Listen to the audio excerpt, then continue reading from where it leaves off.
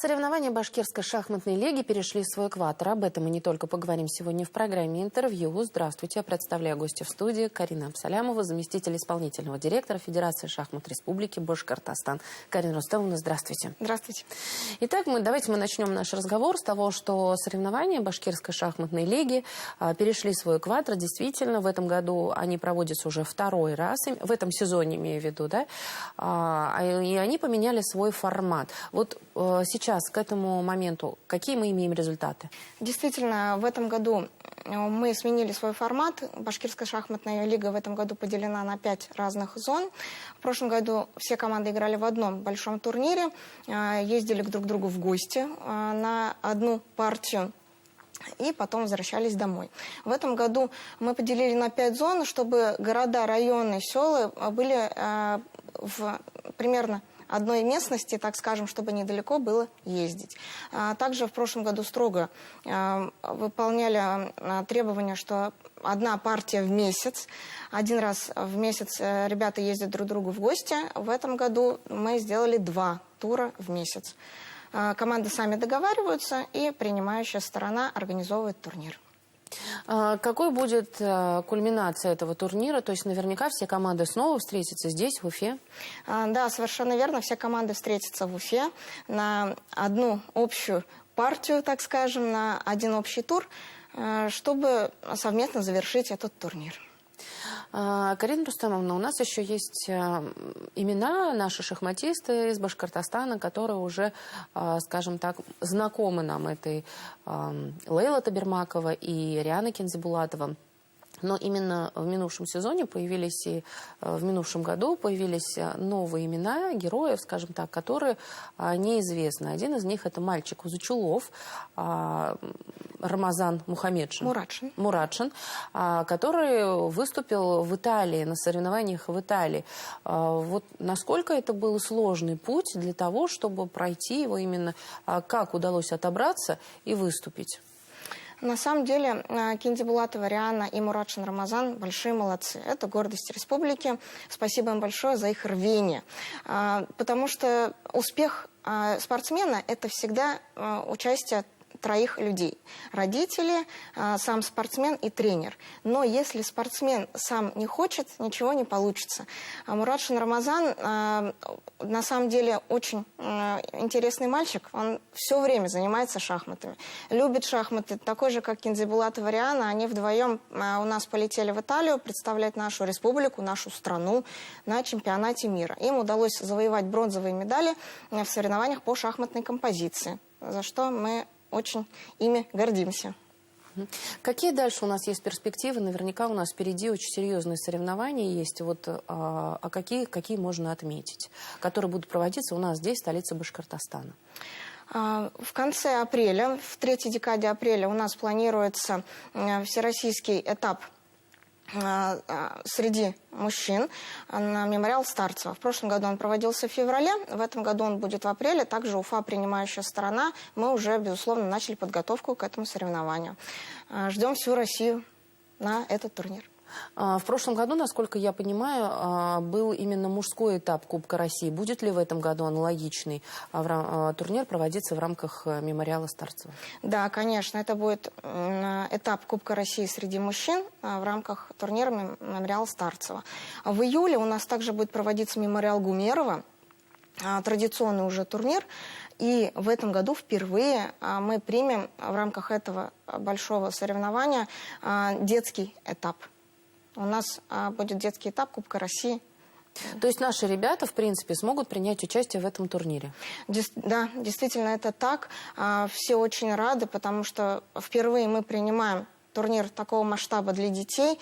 Все рады, что не надо будет никуда ездить, потому что это связано с финансированием. И все ребята, все желающие смогут принять в нем участие. Тем более это будет лето, будет время и на подготовку.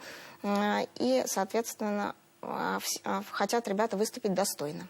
Карина Рустамовна, ну вот шахматы отличаются тем, что там за одним столом могут встретиться, за одной доской могут встретиться и как очень опытные спортсмены, так и юные интеллектуалы. Вот на апрельском мемориале Старцева будут проводиться соревнования среди мужчин, этап Кубка России, но будут наверняка проводиться и соревнования среди детей.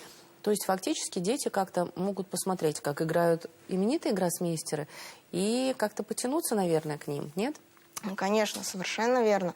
Когда в прошлом году проводился этот турнир, я своим ребятам, своим воспитанникам сказала: ребята, обязательно нужно записаться, вы посмотрите на именитых спортсменов, будет к чему стремиться, вы почувствуете их энергетику, посмотрите их партии, заразитесь шахматами по-новому. Это путь, один из пунктов пути к успеху. В этом году ребята у нас собираются в феврале на чемпионат России детский. Он всегда проводился в апреле. В этом году будет проводиться в Сочи в феврале. Вот буквально через несколько недель они уже отправляются на эти соревнования. Это будет, конечно же, тоже одна из ступенек к успеху. Первенство России, мемориал Старцева, мемориал Гумерова. Все наши силы направлены на развитие детских шахмат.